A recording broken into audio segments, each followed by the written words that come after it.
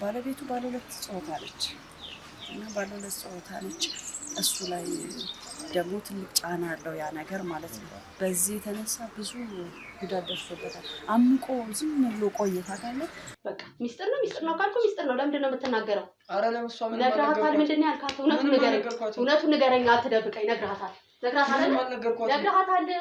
እውነቱን ንገረኝ። ምንም አልነገርኳት። እሺ ተማዋል። ያው ላወራት ሞክሬያለሁ። እሷ ምንድነው የምትለኝ? ይሄን ነገር ሰው እንዳይሰማው ማንም እንዳያውቀው ሰው እንዲያውቁ አትፈልግም። እንኳን ሌላ ይቀርና የኔ እህት ራሱ እንድታውቅ አትፈልግም። ይሄን ነገር ወደ ፈቅደ ነው እየኖርክ ያለው። በቃ ወደ ነው አይደል የምትኖረው? ወርጄማ ነው አይደል? ምን ሆነሽ ነው? ምንም ሆነ አይደለም። በቃ ፊቷን ስላየው። ስለዚህ የነገርካት ነገር አለ። ምንም የነገርኳት ነገር ምንም እንደዚህ አይደለችም።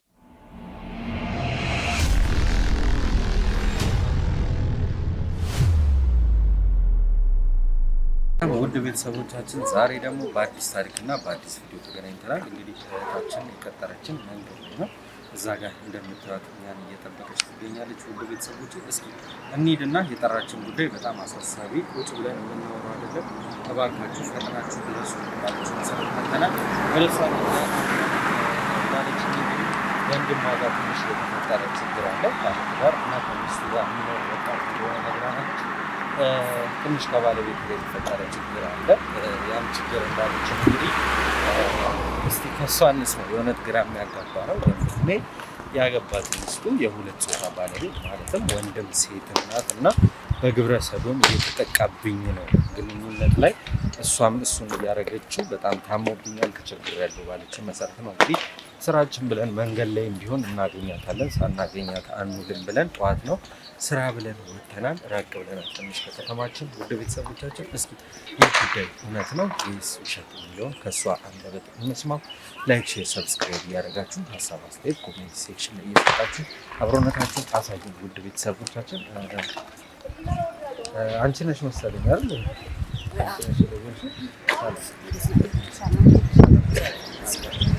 አንገብጋቢ ነው በጣም እና ቁጭ ብለን የምናወራው ጉዳይ አይደለም። ስትይ እኛም እንግዲህ ካሜራችንን አብርተን መንገድ ላይ ተገኝተናል። ምንድን ነው የተወሰነ ነገር እንኳን ለቤተሰቦች ብያቸዋለሁ። የወንድምሽ ጉዳይ አሳስቦሽ እንደጠራሽን ምንድን ነው በወንድምሽ በኩል የተፈጠረው? ምንድን ነው እችን እህት ሊያሳስባት የቻለው የሚለውን እስኪ ለተመልካች በቻልሽው አቅም አስረጅ። እሺ በጣም አመሰግናለሁ። ማለት ጊዜህን ምናምን እንትን ብለህ ስለመጣህ በጣም እንዳስጨነቅኩኝ ይገባኛል። ስራችን ነው ግዴታችን። አዎ ማለት ብዙ ነገር እንዳጣበበ ሰዓት እንደመጣ ይገባኛል። እኔ ወንድሜ ለእኔ አንድ ነው። አንድ ወንድም ነው ያለኝ እና በዚህ አሁን ባለበት በስልክ በትንሹ ብያለሁ። ያው ተመልካች አብራሪ ስላልከኝ ነው እንጂ እንደነገርኩ ነው ያለበት ሁኔታ በጣም ያስጨንቀኛል። አሁን በስቃይ ላይ ነው ያለው ወንድሜ፣ በጣም በስቃይ ላይ ነው። ስቃዩን ከምን መጣ መሰለ? ማለት ከትዳር አጋሩ ጋር ያለው ነገር በጣም የሚያሳስብ ነገር ነው። ምናልባት ከዚህ በፊት እንግዲህ እኔ አላውቅም ማለት እኛ ቤት እንደዚህ አይነት በእኔ ቤተሰብ ላይ ይሄ ነገር ይከሰታል ብዬ ጠብቄ አላውቅም። በጆሮ የሚሰማው ነገር ዛሬ በወንድሜ ላይ የሆነ እሱ ምን መሰለህ? ባለቤቱ ነገር የሚከብድ ነገር ነው፣ ግን ያው መናገር ስላለብኝ ነው ግዴታ። መፍትሄም ለማግኘት ሲባል ማለት ነው። ባለቤቱ ባለሁለት ጾታ ነች እና ባለሁለት ጾታ ነች። እሱ ላይ ደግሞ ትልቅ ጫና አለው ያ ነገር ማለት ነው። በዚህ የተነሳ ብዙ ጉዳት ደርሶበታል። አምቆ ዝም ብሎ ቆይታ ካለ ደፍሮ እሱን ለመናገር እንትን አላለም ማለት ለእኔ ለመግለጽ እንኳን ቅርብ ያለሁት እኔ ነኝ፣ ግን ሊነግረኝ አልቻለም። ለዚህ ነው ብሎ ማለት ገና ከጅምሩ ሊነግረኝ ኖሮ ዛሬ እንደዚህ ጉዳት ባልደረሰበት። ዛሬ አስጊ ሁኔታ ላይ ነው ያለው። ምንድን ነው አሁን እየታመመ ነው? በእሷ የሚደርስበት የተለየ ጥቃት አለ? አዎ ሁለቱም ነው እየደረሰበት ያለው። ሁለቱም ነው ስለ እንዴት መሰለህ? አንደኛ በዚህ እሱ ላይ የሚደርስበት ጫና አለ። ከሱ ጋር ተያይዞ ደግሞ ማለት ህመም ላይ ወድቋል። ይሄንን ነገር ደግሞ ያው ገበናችን ነው፣ ለማንም ሚስጥር ነው እንዳይወጣ ዳርን ሆነና እሺ ሚስጥር ነው ለማንም እንዳይወጣ ብላ ደግሞ እሱም በቃ አፍኗን ያዘችው ታውቃለህ። ወደ ሕክምና እንኳን እንዳይሄድ ይሄ ሚስጥር። በእርግጥ እሷም ያለችበት ነገር ከባድ ነው ማለት እንደ አንድ ግለሰብ ስታስበው፣ እንደ አንድ እኔስ ብሆን ብለህ ስታስበው አውጥታ ለመናገር ይከብዳታል፣ ለሰውም ለመግለጽ ይከብዳታል።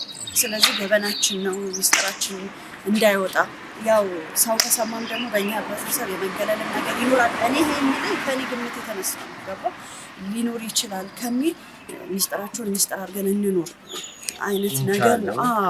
እንቻላለን። የወንድምሽም ገመና ነው እና እንደዚህ ብለው ነው የያዙት። እኔም በቃ ቢጨንቀኝ ነው ወደ እናንተ ጋር የመጣሁት።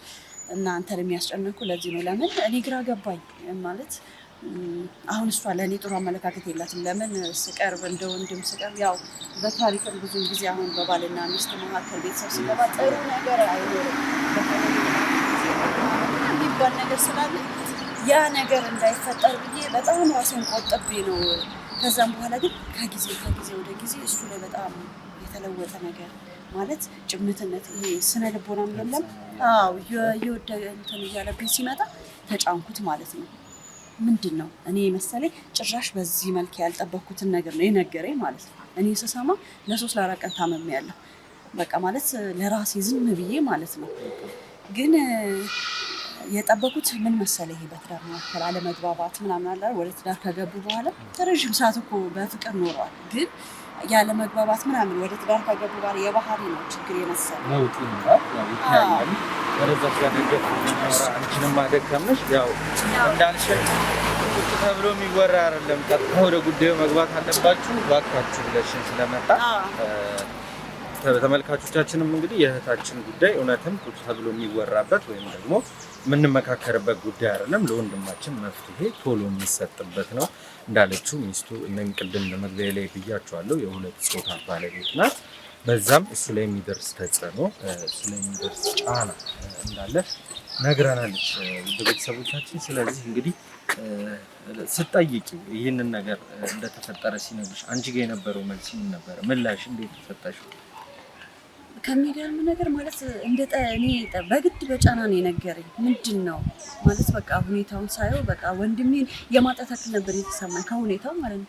የደበቀኝ ነገር ካለ ንገረኝ ብዬ በግድ ስጫ ነው በቃ እንደዚህ ነው ብሎ በትንሹ የመጀመሪያ ጊዜ ጭምጭምታ ሲነግረኝ ምላሽ አጣው ማለት ምንም አላልኩትም ማለት ምን አይነት ምላሽ ሰጠዋለሁ? ምንም አላልኩትም። በቃ እሱን ዝም ብዬ ሰማው። በዝምታ ነበር ካጠገቡ የሄድኩት በቃ ዝም ብዬ ማለት ነው ምንም ምላሽ ሳልሰጥ። ከዛም በኋላ ነው ራሴን አረጋግቼ ማለት ግዴታ ማገዝ ማለት አንድ ያለኝ እሱ ነው። በዚህ ምክንያት እሱን ማጣት አልፈልግም ገባክ? ምክንያቱም ብዙ ህይወትን አሳልፏል ይሄ ልጅ ከጎኔ ያለው እሱ ነው። ብዙ ህይወት ፈተናን ያለፈ ልጅ ነው። አሁን እንደዚህ ሆኖ አልፎ ብዙ ፈተና የደረሰበት ልጅ ደግሞ በዚህ ጉዳት ማጣት አልፈልግም ማለት ተደስቶ ስኬቱን ማየት ፈልጋለሁ። እሷን ልትወራት ሞክረሻል? እሷን ጭራሽ እንደነገረኩ ልክ ሲነግረኝ ምንም ምላሽ ሳልሰጠው ሄድኩኝና አንድ ቀን ምናምን ቆየሁ በቃ በዝምታ በቃ ማለት ነው። ከዛም በኋላ አሞኝ ነበር ስሰማ ታመምኩኝ።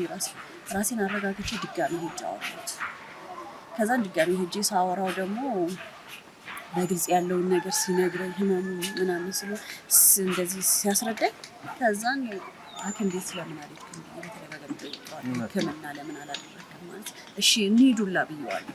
ግን ሊቀበለኝ ፈቃደኛ አይደለም። ለምን እንደነገርኩ በጣም የእሷ ጫና አለ።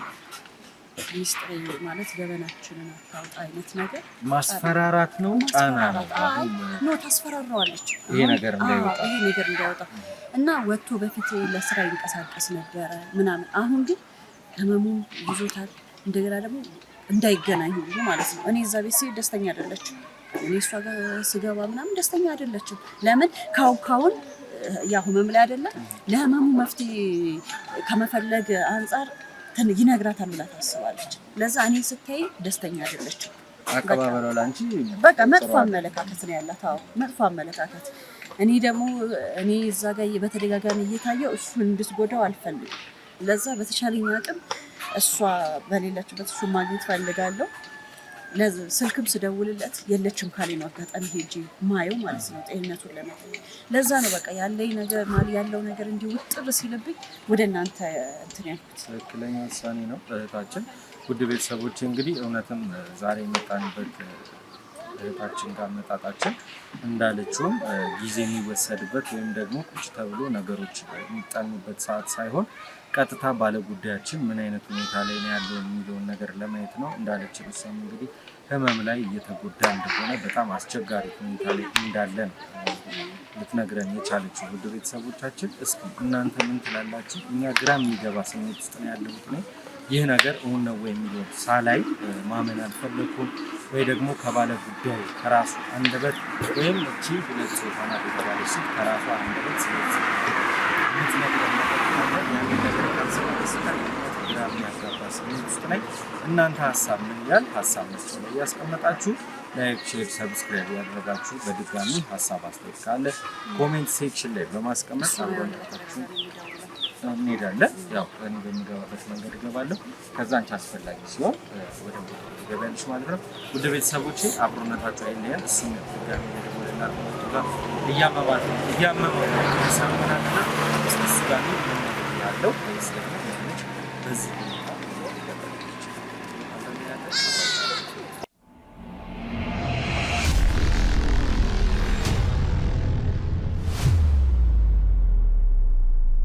እንግዲህ ውድ ተመልካቾቻችን የተባልንበት ወይም ደግሞ ጥቆማው የደረሰን እህቱ በጣም ያሳሰባትን ነገር እንደሰማችሁት ነው። እስኪ መኖሪያ ቤታቸው ደርሰናል። ቤት ውስጥ ምን ይፈጠራል፣ እንዴት ነው ያለበት የጤንነት ሁኔታ የሚለውን አብረን ተከታተሉ።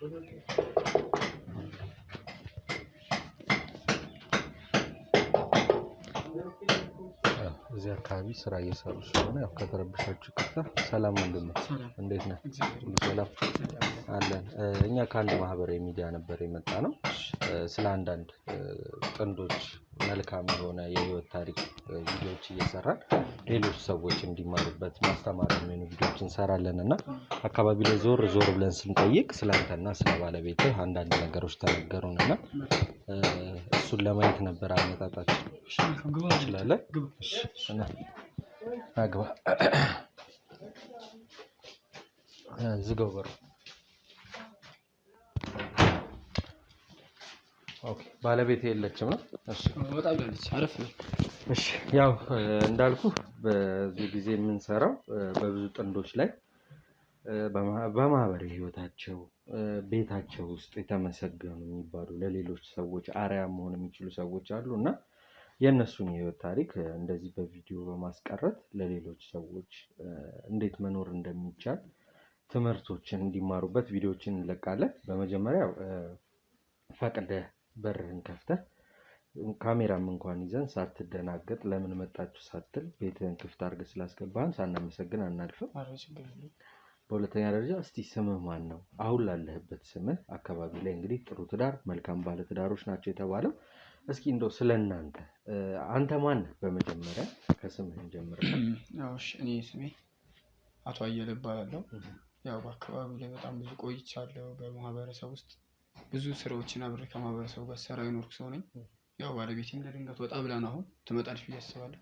ከመጣች ደግሞ እሷ ባለችው በሰፊው እናወራበታለን። እውነት ነው። እሷንም ብናገኛት ያው ትምህርትነቱ በደንብ ይጨምራል። ምክንያቱም ትዳር ላይ ወይ ደግሞ ከትዳር በፊት ያለን ግንኙነት ላይ አንዳችን የምናስታውሰውን አንዳችን እናስታውሳለን። ባል የማያስታውሰው ሚስት ልታስታውስ ትችላለች እና እሷም ብትኖር ጥሩ ነው። ግን ከዛ በፊት እሷም ከመምጣቷ በፊት ያው ስለአንተና እንዳልኩ የተወሰኑ ነገሮች መልካም ልትባልበት የቻልካቸውን ነገሮች እስቲ አንዳንድ ነገሮች እኔ እናንተ እንጫወት እስከዛ። እሺ፣ መልካም። ያው እንግዲህ በማህበረሰቡ መልካም ጥሩ ነገር የተዋልኩ የተወደድኩበት ምክንያት በማህበረሰቡ ላይ በጣም ሳገለግል የተባልኩትን ሁሉ እንደ ትንሽ እንደ ትልቅ ዝቅ ብዬ ሰራ ነው የኖርኩት። ያው ለባለቤቴም ለቤቴም ታማኝ ሁኜ ነው የኖርኩት። ያው ባጭሩ ይህች ናት እንግዲህ።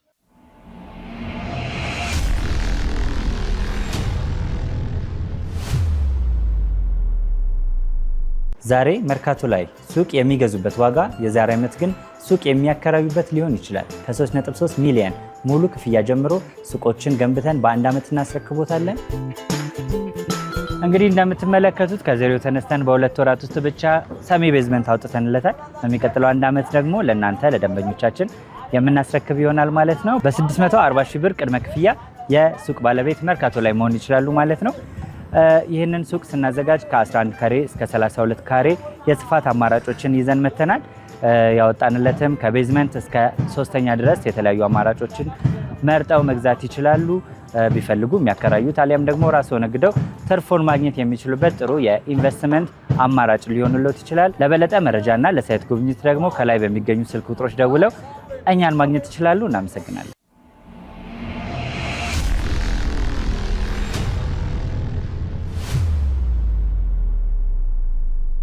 ያው እንዳልኩ የበፊት ማንነታችን ነው ዛሬ ላይ የሚጠቅመን ወይም ደግሞ የሚጎዳን በህይወት እንድንቀጥል ህይወታችን እንዲያጥር የሚያደርገውና እስቲ ከመጀመሪያው ስንጀምር ከምን አይነት ቤተሰብ ወጣ ምን አይነት ማህበረሰብ ውስጥ ቢያድግ ነው ዛሬ ይሄን የመሰለ የሰፈሩ ሰው ጥሩ ትዳር አርአያ መሆን ይችላሉ ብሎ ስምህን ሊጠራ የቻለበት? እንግዲህ እንዳልኩ ነው ቤዝመንት ለፎቅ ቤዝመንት እንደሚያስፈልገው ለሰው ልጅ ደግሞ የኋላ ማንነቱ መሰረቱ ነውና እስኪ ስለበፊቱ ትንሽ አጫውተን። ያው እንግዲህ እኔ ተወልጄ ያደግኩት ገጠር ላይ ነው። በገጠር ውስጥ ያው እንግዲህ ህይወቱን ታውቁታላችሁ ያስባሉ እናንተ የከተማ ልጅ ብዙም አታውቁትም። ያው እኔ ያደግኩት እርሻ ጉልጓል ጉልጉዬ በጣም ብዙ ነገሮችን አድርጌ ነው ያደግኩት። ያው በቤተሰቦቼም ተመስግኜ ያደግኩ ልጅ ነኝ። በጣም ብዙ ልፋት አለው የገጠር ህይወት እንግዲህ በአጭሩ ለማውራት እና በጣም ብዙ ነገሮችን ፈተናዎችን አልፈን እዚህ የደረስነው። ያው ትምህርቴን ተምሬ በጣም ብዙ ስትራግሎችን አልፌ ነው እዚህ የደረስኩት። እናም ወደ አዲስ አበባ ለስራ በመምጣት በጣም ብዙ ቦታ ተንከራትቻለሁ። በጣም ብዙ እንዲህ በቃላት ከምነግር በላይ በጣም ብዙ ቦታ ተንከራትቻለሁ። እና ያው ፋይናሊም ስራ አገኘው ምናምን ስራዬን እየሰራሁ ምናምን እየኖርኩ እያለ በመሀል ወደዚህ ሰፈር እንግዲህ ተቀላቀልኩኝ። የዚህ ሰፈር ነዋሪዎች ማህበረሰብ እንዳለ በጣም ደስ የሚሉ ተወዳጅ ፍቅር ሰዎች ናቸው። ያው ከነሱ ጋር አብረን እየኖርን በትንሹ ከ30 ዓመት በላይ እዚህ አካባቢ ኖሬያለሁ። እኔ በጣም አንጋፋ የሚባሉ በጣም ብዙ ሰዎች አሉ። በጣም ብዙ ከኔ በላይ ደግሞ በጣም ስለ ሰፈርቱ የሚያውቁ በጣም ብዙ ሰዎች አሉ። ያው በአጋጣሚ እንግዲህ ከባለቤቴ ጋር እዚሁ ሰፈር ነው የተዋወቅነው። ያው እንግዲህ በመንገድ እየሄድች ያለው በማየት ነው እንግዲህ የከጀልኳት። ኦኬ እሷም እዚሁ አካባቢ ነዋሪ ነበረች። ያው እንግዲህ ለምን እንደመጣች ባላቅም በሰዓቱ መንገድ ላይ ነው ያዩት። እኔ ያው ሲጣራ እንግዲህ በጓደኛዋ ልጠይቅ መታ ነው በሚል ምናምን ያው ጓደኛዋን በማውራት ምናምን ወደዚህ ሰፈር እንድትመጣ ምናምን አደረግን። ያው ከጓደኞቼ ጋር እንግዲህ የድሮ ፍቅር ሰው በሰው ነው እንጂ እንዳሁኑ በስልክ ምናምን አይደለም። ያው እሷ እንዲህ ወደዚህ መጣች እያወራን ምናምን ያው በጓደኝነት በትንሹ ከ6 ዓመት በላይ ቆየን። ምንም ነገር ሳይኖር ነው ያው በፍቅር ምንም ነገር ሳይኖር እንዲሁ በትውውቅ ብቻ 5 ዓመት 6 ዓመት ቆየን። ያው እየቆየን በምን ሰዓት እየተራመድን እየተግባባን ምናምን መጣን። ያው እንግዲህ እሷም ወደ ፍቅሩ ህይወት መግባት ጀመረች። ያው እኔም መጀመሪያ ከጅለት ስለነበረ ያው ወደ እሷ ህይወት ገባሁ እያልን ያው ሽማግሌ መላክ አለበት ያው እንደ ባህላችን እሱም ምናምን አደረግን። ያው ወደ ትዳር ገባን። ብቻ ብዙ ነገሮችን አሳልፈን እዚህ ደርሰናል። እንዴት ነው ታዲያ ይህ ሁሉ ጊዜ ካለፈ ትዳር ላይ ያው 2 ተኩኖ አይቀጥልም 3 የሚባል ነገር አለ 4 እየተባለ ይቀጥላልና ልጅ ለመውለድ ቤት ውስጥ ሌላ ሰው ለመጨመር የታሰበ ሀሳብ የታቀደ እቅድ አልነበረም? ያው አለ ያው አንድ ልጅ የመጀመሪያ ልጅ አለኝ። ያው ትምህርት ቤት ሄዶ ነው አሁን ቢመጣ ሰዓቱ ከደረሰ እንግዲህ ይመጣል ብዬ አስባለሁ። አለኝ የ8ኛ ክፍል ተማሪ አለኝ። ያው እኔም ቁጭ ነው መልኩም ምንም ምን ነው። እንዴት ነው ህይወት የተሳካሽ ነሽ ብለህ ታስባለህ እስካሁን ባሳለፍከው ጊዜ? ያው እንዲሁ ሙሉ በሙሉ ባለልን ነው በትንሹ ማለት ከክፍለ ሀገር እንደመጣ ነግረህናል። ከክፍለ ሀገር ስትመጣ አዲስ አበባን ሁላችንም የምንስለው ሌላ ሀገር ውጭ ሀገር እንደምንሄድ አይደለም። ያው የገጠር ህይወት የታወቀ ነው። ቢሆንም ግን አንዳንድ ጊዜ አዲስ አበባ መጥተህ አዲስ አበባን ስታያት እዛው ይሻለኝ ነበር ብለህ የምታስብበት ነገሮች ይኖራሉ። ደግሞ ግልጽም ነው ይፈጠራል። እንዳልከው አንተም እንደመጣህ አካባቢ ብዙ ተንከራተሃል፣ ብዙ ነገሮችን አይተሃል። ከክፍለ ሀገር መጥቼ አሁን ላይ ያለሁበት ነገር ክፍለ ሀገር የመጣሁበትን አላማ አሳክቻለሁ፣ ሰክሰስ ሆኗል፣ ሁሉም ነገር ተሟልቷል ብለህ ታስባለህ ነው? የሚቀር ነገር አለ? ገና ምኑ ተይዞ በጣም ብዙ ነገር ይቀራል።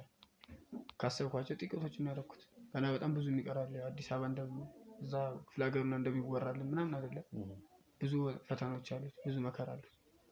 እጅ አልጋ ባልጋ የሚሆን ነገር የለም። ሁሉም ነገር ያው ሁሉም ነገር በጊዜ ሂደት ነው የሚሆነው ብዬ አስባለሁ። እንዴት ተቀበለች አዲስ አበባ ስትመጣ? በጣም ከባድ ነበር። ምን ቆይ ወደ አቀባበሏን ተወውና አንተ ከዛ ስትመጣ ምን አስበህ መጣ ወደዚህ ከተማ? ምን ነበር አይምሮ ስለልህ የነበረው? ምን አይነት ህይወት ስላለህ ነበር? ያው በቃ እኔ አስቤ ከክፍለ ሀገርም ወደዚህ የመጣሁት ቀጥታ እንደመጣሁ ስራ ገብቼ ብር አገኛለሁ ነበር ሀሳቤ። ያው ያም አልሆነም። በጣም ብዙ ለፍቼ ጎዳና ላይ ወጥቼ ምናምን ነው እዚህ ደረጃ ላይ አሁን የደረስኩት። በጣም ከባድ ዋጋ አለው። እኔ እንደጠበቅኩት አይደለች። ብቻ እዛ ሁኜ የሚወራልንና እዚሁንም መተን ስናየው እዛ ዱባይ እንደምትሄድ ነው የተነገረ። በጣም ሁሉም ነገር አልጋ ባልጋ ነው።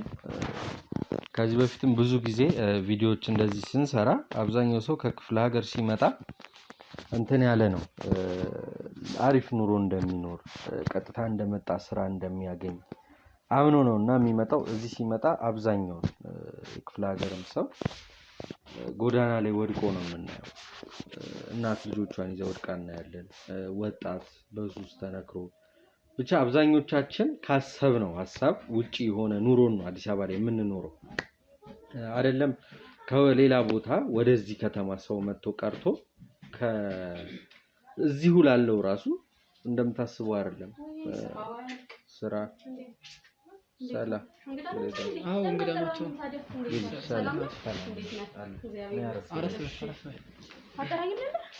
ሰላም ያው ስራ ይዛለች ትመጣለች እና ወደዚህ አረጣጋበ ትመጣለች ብሎን ነበር አለን። ከአንድ የሶሻል ሚዲያ ነው የመጣ ነው እና አካባቢያችሁ ላይ ትንሽ ዞር ዞር ስንል ስላንቺና ስለ ባለቤትሽ የተወሰኑ ነገሮችን ሰማን። መልካም ጥንዶች ናቸው። ታሪካቸው ለሰው ያስተምራል፣ ትምህርት ይሆናል ተብለን ነው አመጣጣችን። የተወሰኑትን እንግዲህ ባለቤትሽ ስላንቺም ስለሱም ግንኙነት የተወሰነ ብሎናል። ያው ግን ስለሷ ምንም የነገርከን ነገር የለም። የራሱን ያስቀደመው ባለቤትሽ እንግዲህ ትመጣለች ብሎን ስለነበር ያው ተስፋ አድርገን አንቺንም እየጠበቀን ነበረ። ግልጽ ያልሆነልሽ ነገር ካለ ላስረዳሽና ወደ ጉዳያችን እንግባ። ነው ግልጽ ነው የመጣንበት ዓላማ? ግልጽ ነው። የእናንተ ትዳር ለሌሎች ትምህርት ይሆናል፣ ያስተምራል። ህብረተሰብ ይሄን ያህል ከተማረባችሁ የአካባቢያችሁ ነዋሪዎች ይሄን ቪዲዮ የሚያዩ ሰዎች ደግሞ የማይማሩበት ምንም ምክንያት የለም። በዛ ማካኝነት ነው የመጣ ነው። እስቲ ከስምሽ እንጀምርና ስላንቺ ማንንም በል። ስሜ ፀሐይ ይባላል። አንድ ትልቅ ድርጅት ውስጥ ነው የምሰራው፣ ማናጀር ነኝ። ያው ከባለቤቴ ጋር ነግሯል መሰለኝ የተዋወቅ ነው አጋጣሚ መንገድ ላይ ነው። በፍቅር 5 አመታትን እንደዛ ኖረናል። በትዳር ደግሞ 6 አመት አካባቢ ወደ ምናምን አመት ኖረናል። እጅግ በጣም እንዋደዳለን። ከተዋወቃችን ጀምሮ ትዳር ውስጥ ከገባን በኋላ በጣም ፍቅር አለ በቤታችን። በጣም እሱም በጣም መልካም ሰው ነው፣ ታዛዥ ነው። እዛ ቢሮም ስልካውን በጣም ታዛዥ ነው ከምል በላይ ማለት ነው። በትዳራችን መሀልም አንድ ልጅ አፈርተናል እና በጣም ደስተኛ ነን። ልጃችንን እያስተማርን ነው። ልጃችን የ8ኛ ክፍል ተማሪ ሆኗል። በትዳራችን እጅግ በጣም ከምል በላይ ደስተኛ ነን። እሱ በተለይ በጣም ታዛዥና እጅግ ትሁት መልካም ሰው ነው። የእውነት ነው። እሱን እኛ ምን መሰክራለን። አሁን እንኳን በራን ኮክተን በመጣንባት አጋጣሚ ደስ እያለው ነው። ማንም ሰው ካሜራ ይዘሽ ስቴጅ ሌላ ነገር ነው የሚያስበው፣ ጥሩ ነገር አይስልም እና ምንም ሳይከፈው ነው እባካችሁ ግቡ ብሎ ቤቱን ከፍቶ ያስገባል። እንግዲህ ከባለቤትሽ ጋር እንዳልሽን ረጅም ጊዜያት በፍቅር ተቆይቷል። ትዳር ላይም ረጅም ጊዜ ተቆይቷልና መቼም ያው እግርና እግርም ይጋጫል። እንኳን ሰውና ሰው ግጭቶችን በምን አይነት ዘዴ ትፈቷቸዋላችሁ? እንዴት ነው ግጭት የሚፈታው እዚህ ቤት? እንዳልከው ሁሉ ጊዜ መቼም አልጋ በልጋ ይሆናል። በትዳርም ቢሆን ያው ግጭት ይኖራል። ግን እኛ በመግባባት ነው፣ ብዙ ጊዜ በመነጋገር በመግባባት ነው ችግሮችን የምንፈታው። ምንም ችግር ቢፈጠር ልጃችን እኛ ስንነጋገር እኛ ጋር ይቀመጥ። ልጃችንን ወደ ውስጥ አስገብተን መነጋገር ያለብንን ነገር በግልጽ እናወራለን። ይሄን ያህል የከፋ ጸብም ተጣልተንም አናውቅም። ያው እንጋጫለን፣ አለመግባባቶች ይኖራሉ። አለመግባባቶቹን ግን በሰላማዊ ነገር በንግግር ነው።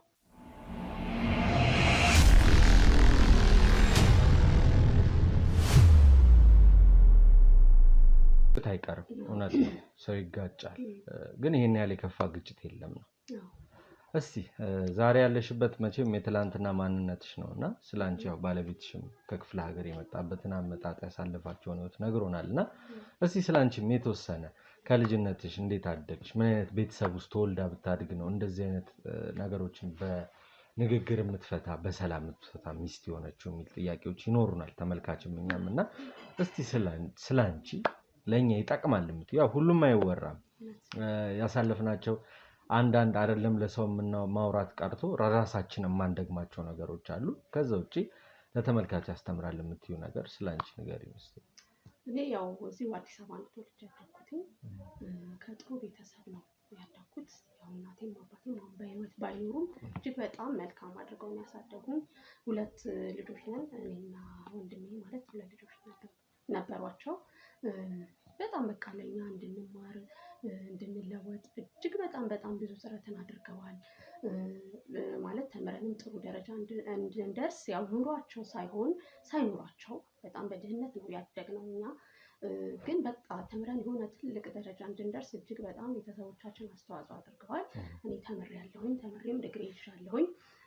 አሁን እንዳልኩ አንድ ድርጅት ውስጥ ማናጀር ነኝ እና በጣም ቤተሰቦቻችን እዚህ ለመድረሳችን ትልቅ ዋጋ ከፍለዋል። በጣም የሁሉም ነው። ለዛም ነው ስላንቺ ወደ ኋላ መለስ ብለን እንስማ ያልኩበትን ምክንያት ያው ከምን አይነት ቤተሰብ ብትፈጠር ነው። በነገራችን ላይ አንዳንድ ጊዜ ቤተሰብን ብቻ ላይሆን ይችላል ህይወት በራሷ የምትወስደን ትምህርት ቤት ይኖራል። እንዳልሽው ቤተሰቦች ህይወታቸው አልፏል። ከዛ በኋላ አንቺ ያሳለፍሽውን ማንም አያሳልፈው። ወንድምሽ ታናሽ ሊሆን ይችላል፣ ታላቅ ሊሆን ይችላል። ሁለታችሁ ተያያዛችሁ የሄዳችሁበት መንገድ የመቸገር የማጣትን ብዙ ነገሮችን ችላችሁ ነው ዛሬ ላይ የተገኛችሁትና ለዚህም ነው አንዳንድ ጊዜ ሁሉ ጊዜ ቪዲዮ ስንሰራ ስለ ቤተሰቦቻችሁ ስለናንተ እንዴት እዚህ ጋር ልትገኙ ቻላችሁ የሚል ጥያቄዎች የምንጠይቅበት የመጀመሪያው ምክንያት ይሄ ነው።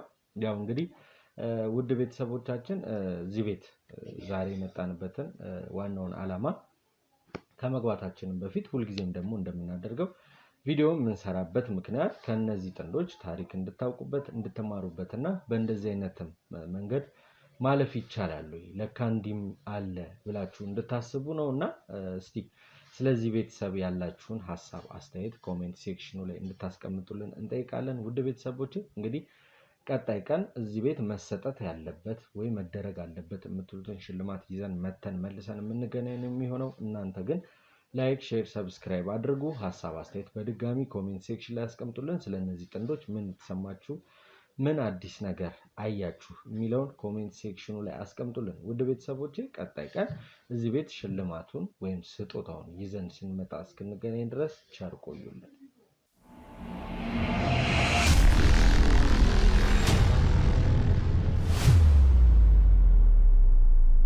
ቦታ ደርሼ መጣሁ። አልቆይም።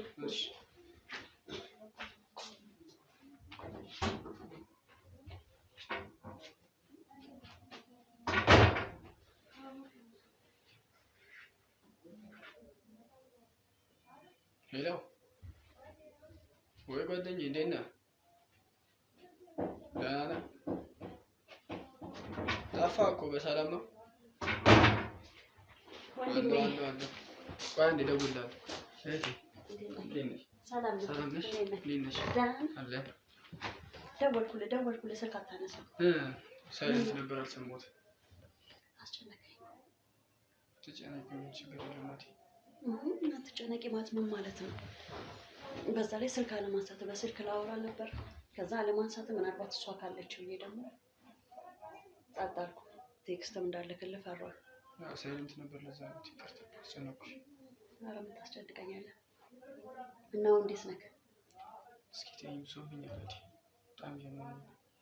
እሷ ምን እያለች ነው? እሷ በጣም እያስፈራራች ነው። ከብዶኛል።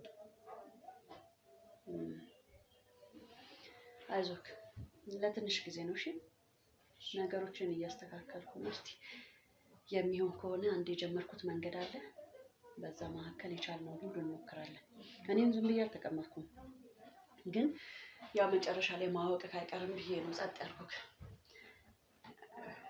ከእሷ ጋር ምንም ነገር እንዳታወራ እንዳትነግራት እንጂ እኔ አንዳንድ የጀመርኳቸው ጉዳዮች አሉ። ምናልባት ወይ መፍትሄ ይኖረዋል ወይ ደግሞ አንድ መደምደሚያ ላይ እንደርሳለን ብዬ አስባለሁ። ለዛ ብዙ አትጨናነቅ እሺ። እሺ ለህመም ቢያንስ እንኳን ሕክምና እንድትሄድ እንትን ብለሃለች? ምንም የለም በቃ እሷ ታስፈራራኝ ትዘዝብኛለች። ምንድን ነው እንዲ አስቀምጣ ልትገል ነው እንዴ? ነግረሃታል አይደል? ነግሬያታለሁ እና ያው ምንም መፍትሄ የለም በቃ ዛቻ ነው። ስገባ ስትወጣ ዛቻ ነው። ይመረኛል ማለት እኔ እኮ ግራ ገባኝ። ወይ እንደዚህ ብለህ የምትነጋገረው ነገር እንኳን አይደለም። ቀደም ብለህ እዚህ ደረጃ ሳይደርስ እንዴት አንተ እኔ ተጭኘክ እንጂ እኮ የነገርከኝ ነገር የለም። እዚህ ደረጃ ሳይደርስ ቀድመህ ነግረኸኝ ቢሆን የሆነ መፍትሄ ላይ መድረሳችን አይቀርም ነበር። ግን አንተም ዘገየክ። ሁሉም ነገር ከባድ ነው። እንዲህ ብሎ ማውራት እኮ ለሰው ከባድ ነው። ያው ምን ማለት ነው? እስቲ ቆይ ከእኔ የሚቀርብ ካለ ስማ፣ ማንም የለም። ታዲያ እኔ እዛ ድረስ አንተን መጫን ነበረብኝ? እዚህ ደረጃ ደርሰህ ቆይ እሺ፣ እኔ ሳላሳዝንህ አንተ ነገሮችን አፍነህ በተቀመጥ ቁጥር አንተ የሆነ ነገር ብትሆን በዚህ መካከል አንተን ባጣክ እኔስ ማን አለኝ ካንተ ውጪ? ፈጣሪ አለ። ፈጣሪ አለ፣ ፈጣሪማ አለ። ግን ደግሞ ለፈጣሪም ቢሆን እኛ የሆነ ነገር ስናግዘው ነው አይደለ? እኛ የቻልነውን ስናደርግ ነው እንዴ።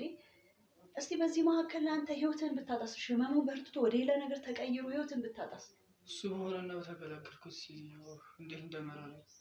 ስለ እሱ ህይወት ብቻ ነው የምታስበው? እኔ አላሳዝንህም? እንዳንቺ ማማን አለ እና ታዲያ እንዴ ይሄን አንተ ይሄን ያህል ደረጃ እስክትደርስ ድረስ ለእኔ ምንም ያልከኝ ነገር እኮ የለም አይደል? እኔ ገፍቼ ሁኔታን አይቼ ባልጫን ኖሮ በቃ ዝም ልትለኝ ነበረ። ቀድመ ነግረኝ ቢሆን እስቲ አሁን መቼም ከአንድ ብርቱ ሁለት መድኃኒቱ ይባላል አይደለ? ታዲያ ተማክረን ይሁን ነገር ማድረግ እስከዛሬ የሆነ መፍትሄ ላይ መድረስ ይገባል። ያንተ ዝምታ ይኸው ዛሬ አንተ እንደዚህ ያደረገ። ጭራሽ እሷን ደግሞ የልብ ልብ ሰጣት። ሳትያዝ የሆነ ነገር ላይ ደርሰንስ ቢሆን ኖሮ እያወቅሻት የእሷን ነገር ከኔ በላይ እንደው አንቺ አታውቃትም እንዴ? ደግነቱ እንኳንም እኔ ማለት እንኳንም እሷ የለችም።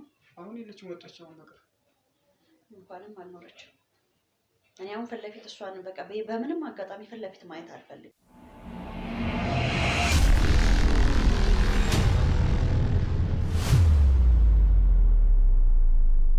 ያው ጫና እኮ ስላለብኝ አልነገርኩሽ። ሁሉም ነገር ታውቂያለሽ። በሽታዬንም ባለፈው እንደነገርኩሽ በጣም ብዙ ፈተና አለ። ከባድ ነው። ህይወት በጣም የከበደኝ ታውቂያለሽ። አውቃለሁ እኮ ግን እሺ አሁን እንዴት ነው ያለበትን ሁኔታ እስቲ በዝርዝር ንገረኝ። ያው እኔ በጣም ከብዶኛል፣ እያመመኝ ነው። እሷም እንደምነግርሽ በጣም ከባድ ነው። ሁለት ጾታ ነው ያላት። እኔ ላይ ሌላ ግንኙነት ታደርጋለች። ብቻ በጣም ህይወት ከብዶኛል። እኔ የእሷን ራሱ በቅርቡ ስላወቅኩ ነው መጀመሪያ በቂ ሁሉ ነገር እዚህ ነገር ውስጥ አልገባም ነበር። ብቻ ፈጣሪ አለ እና እሷ ሁለት ጾታ ነው ያላት። እሷ ናት እኔ ግንኙነት የምታደርገኝ ነው እና በጣም ከባድ ነው። በጣም ከባድ ምን ብዬ ልንገርሽ? ብቻ ሁሉም ነገር በጣም ከባድ ነው። ፈተና አውቃለሁ እኮ እኔም ጨነቀኝ። እሺ ምን ላድርግ? የቻልኩትን እየሞከርኩ ነው ማለት እሺ። እሷም ተፈጥሮ ነው ሲባል ደግሞ ቢያንስ እሷ ይሄን ያህል ማለት በተፈጥሮ አንተን መጉዳት የለባትም። እሺ ሁለት ጾታ ሆነች አይደል? ሁለት ጾታ ነች። ለምን ይሄን ህይወት መረጠች? ማለት አንተ መጉዳት ምን አስፈለጋት? ወደ መፍትሄው መሄድ አይቀልም ነበር? አንተን አስራ እዚህ ቤት ውስጥ አስቀምጣ ሌላ ጥቃት ደግሞ ምንስ ነው የገባኝ? ማታ ሲመሽ ጥቃት ላይ ነው፣ ቀን እስር ቤት ነው፣ ማታ ጥቃት ነው። በጣም የከበደኝ። እኔ ግን ከዚህ በኋላ ማለት ፊት ለፊት እንዳገኘት አልፈልግም። ማለት አልችልም። አሁን ያንተን ነገር ተቋቁሜ እስቲ ብቻ እኔ ፈጣሪ ይርዳንና የጀመርኩት መንገድ አለ፣ በሱ የቻልኩት እሞክራለሁ ወንድሜ። በቻልኩት መጠን በቃ በምችለው አቅም አለውኝ። ማለት እኔም ግራ ገባኝ። ምን ላድርግ አላቅም። ግን አሁን ሳትመጣ መሄድ አለብኝ። አይ ሳትመጣ እኔ ማለት ማየት አልፈልግም እሷን። አንተም ያለህበት ሁኔታ ማለት እኔ ለአእምሮ እየከበደኝ ነው።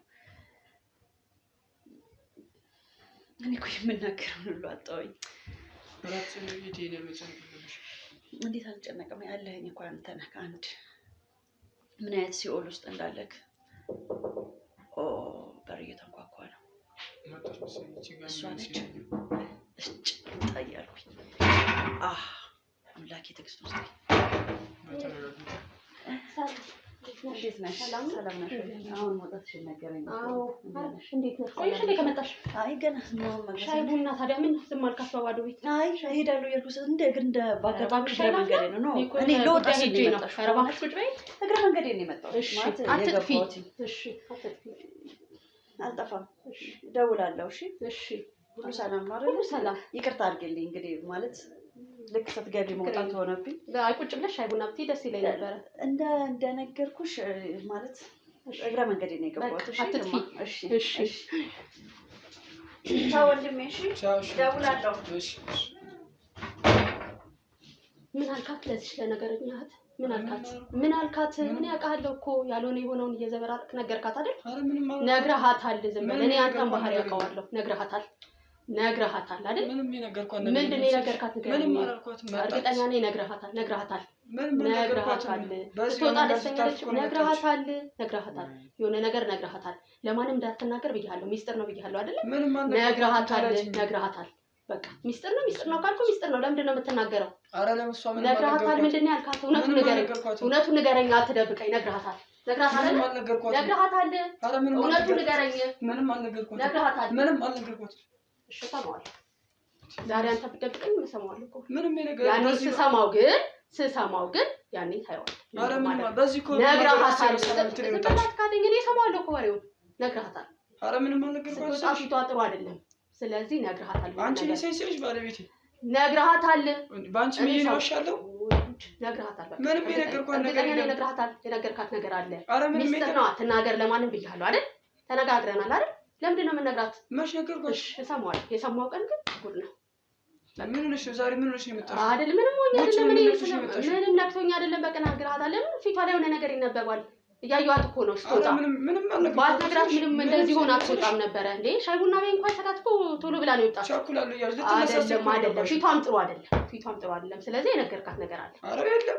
ችግር የለም። አሁን ልደብቅ እኔ እሰማዋለሁ። መስማት አይቀርም። ነግረሃታል። የሆነ ነገር ባትነግራት እንዲሆን አትወጣም። ስለዚህ ነግረሃታል። አትናገር ብያለሁ አይደል? ወደህ ነው አይደል እየኖርክ ያለው ነው አይደለም? ወድጄ ነው እንጂ በቃ ፈቅደህ ወደህ እየኖርክ ነው አይደል? ስለዚህ ይሄን ጉዳይ ደግሞ ለማንም አትናገር ብያለሁ አይደል? ኧረ ምንም አልነገርኳትም። ስለዚህ ለህዝብ ጭም ነግረሃታል እንዴ? ስትወጣ እኔ እኮ አይቼዋለሁ ፊቷን። እኔ ብነግራት ለአንቺ ውጭ በይ እንኳን ስላት እኮ መቀመጥ አልፈለገችም። የሆነ ነገር ብትሰማ ነው እንዲሆን አይወጣችሁ። ስለዚህ ነግረሃታል። አትናገር። አሁንም ተጠንቀቅ። ነግረሃታል። እሺ እሰማዋለሁ። ችግር የለውም። አሁን ደብቅ። አሁንም አንቺ እሰማዋለሁ ከሌላ ቦታ። የመንደር ስም ይሰልሽ? የመንደር አይደለም። በቃ እኔ ከሷ ፊት ላይ እኮ የሚነበብ ነገር አለ። ምንም ነገር ባልነግራት እንዴ ቶሎ ብላ ሌላ ጊዜ ሻይ ቡና ብላ ቁጭ ብላ ነው። ዛሬ ግን ምን የሆነ የነገርካት ነገር አለ። ምንም አልነገርኳትም። ወደህ ነው እየኖርክ ያለው። ስለዚህ ተጠንቀቅ። በቃ በእኔና ባንተ መሀል ነው አይደል ይሄ ነገር ያለ። ስለዚህ ዝም ብለህ ተቀመጥ። አሁንም ቢሆን ማስጠነቀቅ ነገር ወደህ ፈቅደህ ነው እየኖርክ ያለው። በቃ ወደህ ነው አይደል የምትኖረው? ወርጄማ ነው። አይ ግን ምን ሆነሽ ነው? ምንም ሆነ አይደለም። በቃ ፊቷን ስላየሁ። ስለዚህ የነገርካት ነገር አለ። ምንም የነገርኳት ነገር ምንም እንደዚህ አይደለችም እሱ እንዴት ብላ እኮ እንደወጣች እህቴ እንደዚህ ማትወያት እህቴን እኔማ የማኖረው እኮ ነኝ አይደል? እህትናት ነው የምታኖረው። እሱማ አንቺ ነሽ። በቃ ስለዚህ የኔን እንትን ነው መከተል ያለብህ። እኔ የምልህን ነው መስማት ያለብህ እንጂ እህት አይደለች የምታኖረው። እህት ስላልሆነች ማለት ነው። በእኔ ስር እንደሆንክ ማወቅ አለብህ። በቃ እኔ ነኝ አይደል ማስተዳደር። ስለዚህ እኔ የምልህን ነው መስማት ያለብህ። እሷ አታኖርህ ማለት በቃ ስለዚህ ሚስጥር የሆነ ነገር እንዲህ ነው ብለህ መናገር የለብህም ለሌላ ነገር እንትን ብለህ። ስለዚህ ተጠንቀቅ ካሁን በኋላ ላለው ነገር እንደ ፈጣሪ አይፍረድ። ተጠንቀቅ እንዴ። እኔ በቃ ፊቷ እንዴት ሆኖ እንደወጣች ስላየኋት እኮ ነው እንዴ።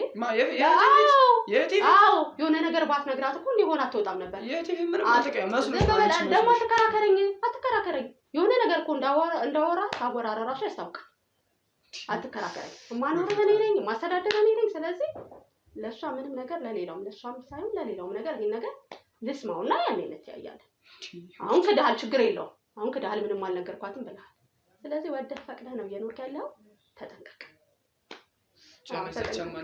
ተጠንቀቅ። በቃ ነገርኩህ እኮ ማስተዳደር እኔ ነኝ፣ እህት አይደለችም አይደል? ስለዚህ ተጠንቀቅ። በቃ ይሄ ነገር አትናገር ለማንም ብያለሁ። ፈቅደህ ወደህ ስለሆነ እየኖርክ ያለው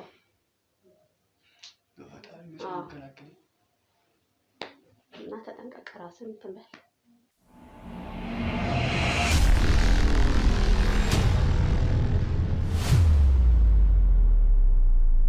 ዛሬ መርካቶ ላይ ሱቅ የሚገዙበት ዋጋ የዛሬ ዓመት ግን ሱቅ የሚያከራዩበት ሊሆን ይችላል። ከ3.3 ሚሊዮን ሙሉ ክፍያ ጀምሮ ሱቆችን ገንብተን በአንድ ዓመት እናስረክቦታለን። እንግዲህ እንደምትመለከቱት ከዜሮ ተነስተን በ2 ወራት ውስጥ ብቻ ሰሚ ቤዝመንት አውጥተንለታል። በሚቀጥለው አንድ ዓመት ደግሞ ለእናንተ ለደንበኞቻችን የምናስረክብ ይሆናል ማለት ነው። በ640 ሺህ ብር ቅድመ ክፍያ የሱቅ ባለቤት መርካቶ ላይ መሆን ይችላሉ ማለት ነው። ይህንን ሱቅ ስናዘጋጅ ከ11 ካሬ እስከ 32 ካሬ የስፋት አማራጮችን ይዘን መተናል። ያወጣንለትም ከቤዝመንት እስከ 3ኛ ድረስ የተለያዩ አማራጮችን መርጠው መግዛት ይችላሉ።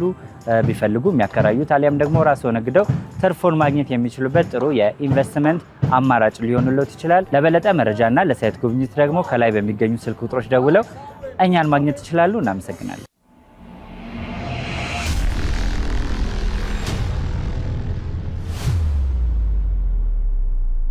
እንግዲህ ውድ ተመልካቾቻችን ሲፈጠር የነበረውን ነገር በድብቁ ካሜራ ለማየት ችለናል። እሱንም በእህቱ አማካኝነት አስጠርተ ነው ያለንበት ድረስ መጥቶ ልናወራው ነው። እንግዲህ ውድ ቤተሰቦች ያለውን ነገር እንዳያችሁት ነበረ። ይበልጥ ደግሞ እሱ የጉዳዩ ባለቤት ወይም ተጠቂ ስለሆነ ስለዚህ ጉዳይ እንዲያብራራልን እና ያለውን ነገር እንዲነግረን ነው እዚህ ድረስ ያስጠራ ነው። ውድ ቤተሰቦች ያው የተፈጥሮ ጉዳይ ይህንን ከስቶ ይህን ለማየት በቅተናል። እንግዲህ ጥቆማውን ስንሰማ ከጠቋሚያችን ወይም ከወንድማችን እህት ብዙም አሳማኝ ያልሆነ ነገር ነው የሰማሁት። ማለት ለእኔ ግር ያለኝ ነገር ነበረ። ነገር ግን ባያችሁት በድብቁ ካሜራ ይሄ ነገር እንደተከሰተ ልናውቅ ችለናል ማለት ነው። እስቲ ወንድማችን ያለበት ሁኔታ ይገባናል።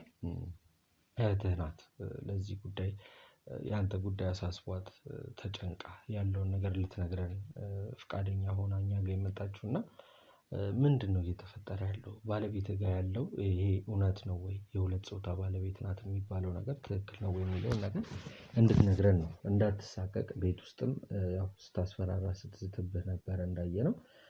ስለዚህ ያ ነገር ፍራቻ እንዳይኖርህ ምንድነው የተፈጠረው የሚለውን እንድትነግረን ነበር። ይህን ነገር ብናልፈው ነው በህይወቴ ነው የመጣችብኝ።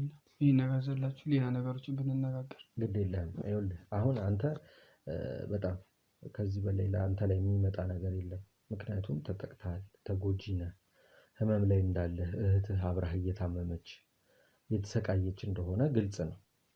ስለዚህ ከዚህ ነገር ደግሞ እስከ መቼ ነው ተቀምጠህ የምትቀጥለው? በዚህ አይነት ራስህን እያጣህ በሽተኛ እየሆንክ ልጅህን የማታሳድግበት ነገር ውስጥ ልትገባ ነው እና ቀድመን ደግሞ ከዚህኛ ከሰምተን ደግሞ ዝም ማለት ስለማንችል ከዚህ ነገር ለማስወጣት ነው አንተን ዛሬ እንግዲህ ስራ ብለን የወጣ ነው ከቤታችን እና እስኪ ስለተፈጠረው ነገር ስላለው ነገር አንዳንድ ነገር በላይ ውስጥ ያለው ፍራቻ ይገባኛል። ይሄ ነገር ይቅርባ ህይወቴ ሊያደጋ ልሄድ ነው። ግድ የለህም። ይኸውልህ አሁን ስለዚህ ጉዳይ አንተ እንደነገርከን ማንም የሚነግራት ሰው የለም። ግዴታ ይሄ ችግር መቀረፍ ስላለበት ያለህበት ሁኔታ ተመችቶሃል? ትክክል ነው ያለህበት? ያው ለእኔማ ከብዶኛል፣ ግን ቢቀር ይሻላል። ህይወቴ ደግሞ አደጋ ላይ ወርቅ እኛ አለን። እኔ አንተን ጥበቃ አደርጋለሁ። ህክምና የሚያስፈልግም ከሆነ የሚያስፈልገውን አይነት ህክምና እናደርጋለን። በምንም አይነት ነገር አንተ ላይ ማንም ጉዳት ሊያደርስ የሚጠጋህም የሚመጣብህም ሰው የለም እና እስቲ እንደው በተቻለ አቅም እውነት ይሄ ነገር እውነት ነው ወይ የሚለውን ሰውን ማወቅ ስላለበት ተፈጥሮ ይህንን አይነት ነገር ታመጣለች የሚለውን ነገር እንድናውቅ እባክህን የተቻለህን ለሌሎች እንዲማሩበት እንዲጠነቀቁ ከእንደዚህ አይነት ነገር ማን ነው የማገባው፣ ባሌ ማን ነው፣ ሚስቴ ማነች ብላችሁ እንድታስቡ የሚያደርግ ፕሮግራም ነው የዛሬያችን። ወንድሜ እባክህን ተባበረን፣ እንደ ትብብር እንጠይቅህ። እንግዲህ መልካም። ያው እኔም ከጋብቻ ከጊዜያት በኋላ ነው ይህን ነገር ያወቁት። ያው ባለቤቴ አንተም እንዳልከው የሁለት ጾታ ባለቤት ናት። ማለትም ሁለት ጾታ ነው ያላት ባለቤቴ። ያው በጣም ከባድ ነው። እንዲህ እንደምናወራው ምናምን አይደለም ያለው ፈተና ያለው ችግር በጣም ከባድ ነው። በጣም ብዙ ነገሮችን ከፍያለሁ። በጣም ብዙ ነገሮችን እያሳለፍኩ ነው። የሁለት ጾታ ባለቤት በመሆኑ በጣም ብዙ ችግሮችን በጣም ብዙ እንዲህ ብዬ እንደምነግር አይደለም። በጣም ብዙ ችግሮችን እያሳለፍኩ ነው። ብዙ መከራና ፈተናዎችን ተቋቁሜ ነው ያለሁት እና በጣም ከባድ ነው።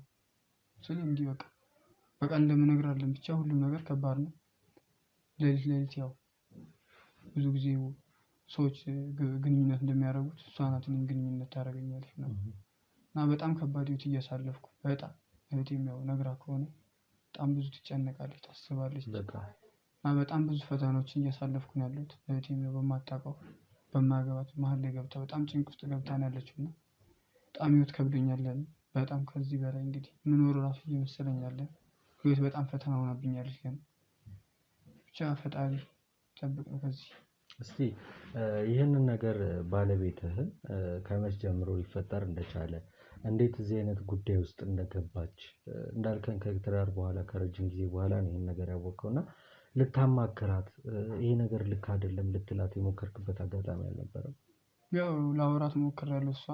ያው እሷ ምንድን ነው የምትለኝ ይሄን ነገር ሰው እንዳይሰማው ማንም እንዳያውቅ ነው። በቃ ሰው እንዲያውቁ አትፈልግም። እንኳን ሌላ ይቅርና የኔ እህት ራሱ እንድታውቅ አትፈልግም ይሄን ነገር። ለእህቴም እኔ በሚስጥር ነበር የነገርኳት። እንግዲህ ለእናንተ እንደነገረቻችሁም አላውቅም። እና ይሄን ነገር የምናውቀው እኔና እህቴ እና ራሷ ባለቤት ራሱ የምናውቀው ነው። በጣም ከባድ ህይወት ነው እያሳለፍኩ ያሉት። በጣም ለእህትስ እንዴት ልትነግራት ቻልክ? ያው እህቴም በጣም ስታስጨንቀኝ ስትይዘኝ ነው።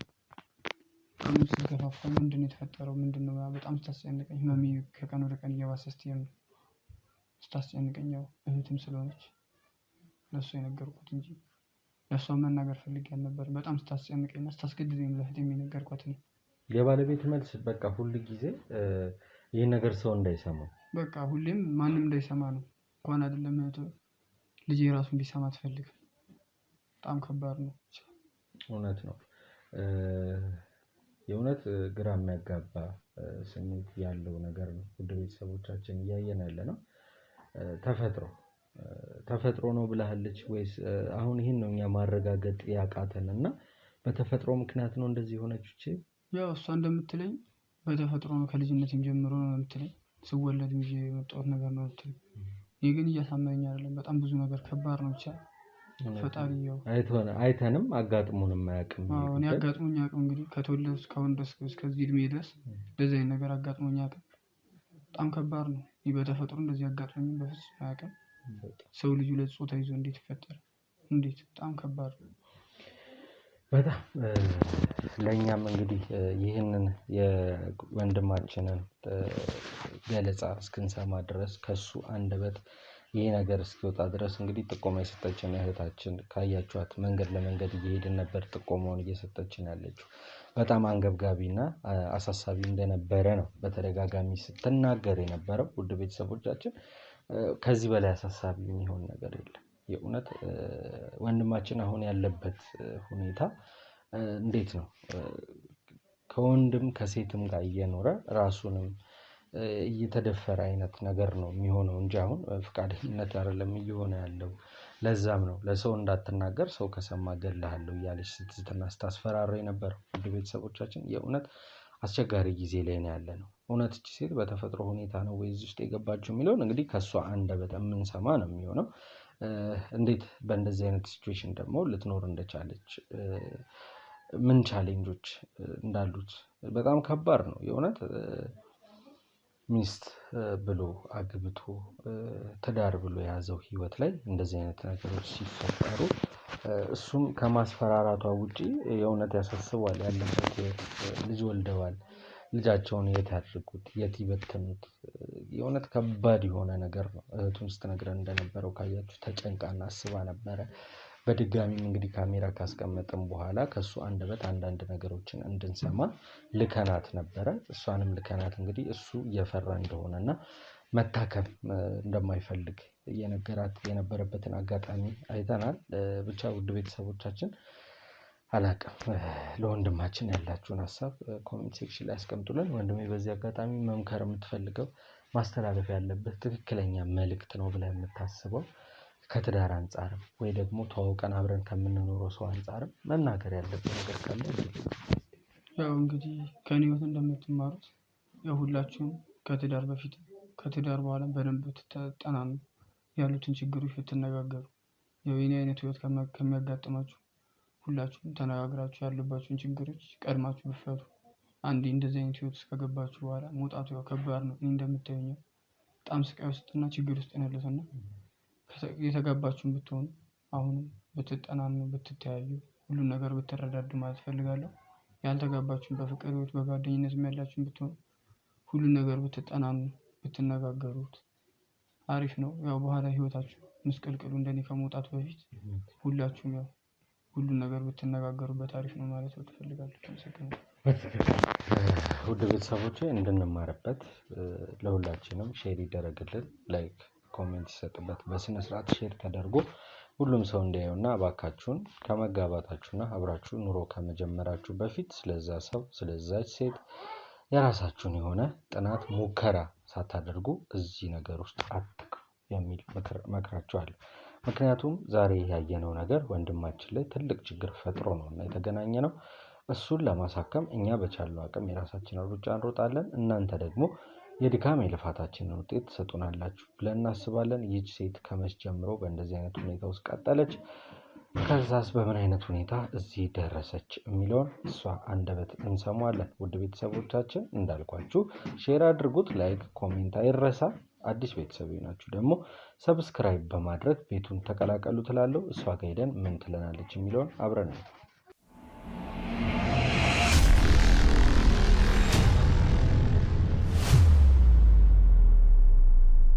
ዛሬ መርካቶ ላይ ሱቅ የሚገዙበት ዋጋ የዛሬ ዓመት ግን ሱቅ የሚያከራዩበት ሊሆን ይችላል። ከ3.3 ሚሊዮን ሙሉ ክፍያ ጀምሮ ሱቆችን ገንብተን በአንድ ዓመት እናስረክቦታለን። እንግዲህ እንደምትመለከቱት ከዜሮ ተነስተን በሁለት ወራት ውስጥ ብቻ ሰሚ ቤዝመንት አውጥተንለታል። በሚቀጥለው አንድ ዓመት ደግሞ ለእናንተ ለደንበኞቻችን የምናስረክብ ይሆናል ማለት ነው። በ640 ሺህ ብር ቅድመ ክፍያ የሱቅ ባለቤት መርካቶ ላይ መሆን ይችላሉ ማለት ነው። ይህንን ሱቅ ስናዘጋጅ ከ11 ካሬ እስከ 32 ካሬ የስፋት አማራጮችን ይዘን መተናል።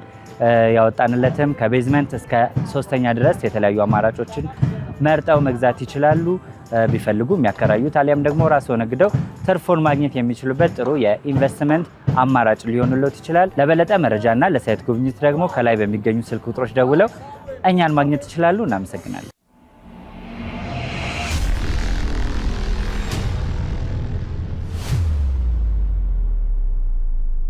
ቤተሰቦቻችን የተባለው ቤት ተመልሰን መተናል። እስቲ እንግባና ምን እንደሚያጋጥመን አብረን እኔ እሱ ወደ ሕክምና የሚሄድበት መንገድ አመቻችተናል። ና እስቲ ሰላም ባለቤትሽ የለም እንዴ? ባለቤቴ ወጣ ብሎ ነው። ምን ነበር? ከየት ነው? ያው ባለፈው መተን ነበር፣ አላስታውስሽንም መሰለኝ። ከየት ነበር? ከአንድ ሶሻል ሚዲያ መተን ከባለቤትሽ ጋር ትንሽ ስለእናንተ ቆይታ አድርገን ነበረ። አንዳንድ ነገሮችን ለማውራት ችለን ነበር። አሁን ግን ያው የመጣንበት ዓላማ ሌላ ነው። ከባለቤትሽ ጋር ትንሽ የተፈጠረ ችግር እንዳለ አንዳንድ ኢንፎርሜሽኖች ደርሰውን ነበር።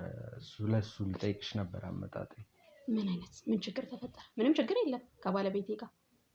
አዎ ያው ይገባኛል ያላችሁበት ሁኔታ፣ እሱ ይበልጡን አስረድቶኛል። ከኔ ጋር አሁን ቆይታ አድርጎ ነው የመጣሁት። እንደው ለወጉ ልጠይቅሽ ብዬ ነው እንጂ ስለሱ ከኔ ጋር ነበረ። የተፈጠረ ያለ ነገር እንዳለ መረጃዎች ደርሰውኛል። ከባለቤትሽ ጋር የምትጋጭባቸው አንዳንድ ጉዳዮች እንዳሉ፣ እህቱም ደግሞ ያ ጉዳይ እንደሚያሳስባት እና እሱም ህመም ላይ እንዳለ ሰምተናል።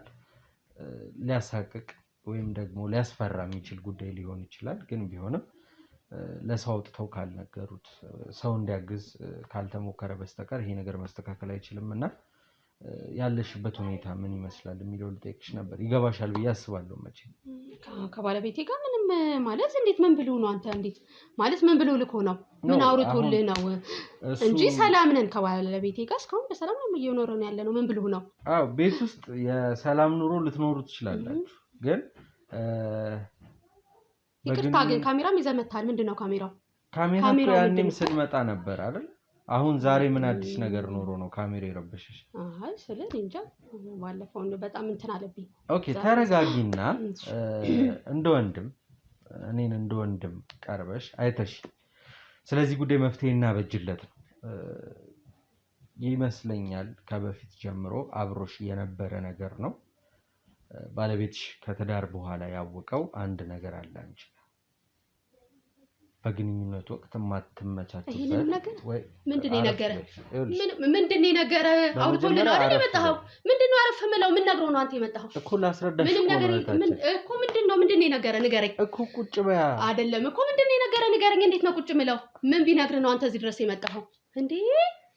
ምን ነግሮህ ነው? ይኸውልሽ ይሄ ነገር እኮ ዘላለም ዓለም ተደብቆ ይቀመጥ አይደለም ምን ነግሮህ ነው እኮ ምንድነው ላስረዳሽ እሺ እኮ ንገረኝ እሺ ተረጋግተሽ ለምን አትሰሚኝ ምኑን ተረጋጋው እንዴ ሌላ ነገር እያወራህ እኮ ነው ያለው ምንድነው ሌላ ነገር እያወራህ ነው ያለው ሌላ ነገር አለ እሱ ጋር አይደለም አይታልክ እንጂ ምን ሚስጥር አለ አንተ ነው ያልከው እኮ እንደምትኖሩ እንደምትዋደዱ ነግረሽኝ አዎ ነግረኝ ሶ ታዲያ አሁን ምን እንደዚህ አይ ዛሬ ጠይቅ ተለየብኛ ለዛ እኮ ነው ጥያቄ እኮ ተለየብኝ ዛሬ ለዛ ነው እሺ ምንድነው ምን ነግሮህ ነው አሁን ወደሱ ትኩረት አታድርጊ እኔና አንቺ ነን ያለው ካሜራማን ነው መውጣት ካለበት እሱ መውጣት እኔና አንቺ መነጋገር ያለብንን ቁጭ ብለን እንነጋገራለን ስለምን ስላለው ነገር ከባለቤትሽ ጋር ስላለሽበት ሁኔታ እንዳልኩሽ ከባለቤቴ ጋር ስላለው ሁኔታ እኮ ባለፈው ነገርኩ አይደል እንዴ ነገርኩ ባለፈው እኮ አሁን ዛሬ ምን አዲስ ነገር ነው አልጋ ላይ ባላችሁ ግንኙነት እሱ እየተጎዳ እንደሆነ ምን ሆኜ ተጎዳው አለ በጣም ሰላማዊ ግንኙነት ነው እኮ ያለን ምን ሆኜ ተጎዳው ነው ያለ እሺ እሱ የተጎዳበትን ምክንያት ንገረኝ ካልሽ ልንገርሽ ምን አለ አንቺ ባለብሽ የሁለት ጾታ ምክንያት ካርሎ በዛ ምክንያት እሱም እየተጎዳ ነው አንቺ እሱን እየጎዳሽ እንዳለሽ እኛ መረጃዎች የደረሱን እህቱም ይሄን ጉዳይ ታውቃለች እሱም ደግሞ በህመም እየተሰቃየ እንደሆነ እናውቃለን ትክክል ነኝ አትናገር ብዬው ነበር እንዴት ነገረ ኖ አሁን እንዴት ነገረ አትናገር ብዬው ነበር እኮ ይኸውልሽ አትናገር ብዬው ነበር ቁጭ ብድግ የሚያስብል ነገር አይደለም እህታችን አሁን ስለ አትናገር ይሄ ነገር ሚስጥር ነው ብዬው ነበር ኖ አይደለም ሰው ወረድ ብለሽ ለምን አትቀመጪ ይሄን ያህል እንትን የሚልሽ አይደለም ይሄ ነገር ካለንበት ማህበረሰብ ያው ወጣ ያለ ነገር ሊሆን ይችላል ግን ኔቸር ነው ሊሆን የሚችለው ወደሽ ያልመጣ ነገር እንደሆነ ግልጽ ነው ቢሆንም ግን እሱ የተጎዳ እየታመመ ባለበት ሁኔታ ላይ አንቺ ግን ይሄን ነገር ወጥቶ ለሰው እንዳያወራ እንዳይናገር እገልሃለሁ አጠፋሃለሁ ያልሽ ያስፈራራሽ ነው ቤት ውስጥ ያስቀመጥሽው ተሳሳተን እኔ አስፈራርቸው አይደለም ማለት ይሄ ምን ማስፈራርቸው አይደለም እስከዛሬ ተፈቅዶ ወዶ ነው እየኖርን ያለ ነው ማለት ነው እንዴት ለእናንተም እንደዚህ ብሎ እንደነገራችሁ አላውቅም እህቴ ያለበት ሁኔታ በጣም አስከፊና ከባድ ሁኔታ ላይ ነው ታሟል ያሟል እንቅስቃሴ ሲያደርግ ያሟል ያለው ነገር በአጠቃላይ ያሟል እሱ ግልጽ ነው እያየን ነው አንቺም ያለሽበት ሁኔታ ወደሽ እንዳልሆነ እኔ በውስጥ የማስበው ያንን ነው ያንቺን ባላቅ ይሄ ነገር እንዴት ሊፈጠር ቻለ እንዴት ይሄ ነገር መጣ የሚለውን ነገር ግን ካንቺ አንደበት ካልሰማ ነው እኛ ያወራነውና የተናገርነው ነገር እርግጠኛ መሆን አንችልም ወይም ደግሞ መንገዱን ማስተካከል አይቻልም ይህ ሰው በህክምና ሊድን ይችላል ኦኬ ታከማል ይድናል እቺ ሴትስ በምን አይነት ሁኔታ ነው ህይወቷ የሚቀጥለው በምን አይነት መንገድ ነው መኖር የምትችለው የሚባለውን ደግሞ በደንብ አድርገን እርግጠኛ ሆነን ነው እዚህ ቤት ውስጥ መስራት ያለበት ለምን እስከመጣን ድረስ ስለዚህ ሳትፈሪ ሳትሳቀቂ መውጣት ይውጣምቲም ካሜራማን ይወጣል ካሜራ መጥፋት ካለበት ይጠፋልሻል ለኔ እንደ ወንድም ያለውን ነገር ታስረጅኛለሽ እሺ ካልክ ያው ካሜራው ቢወጣ ደስ ይለኛል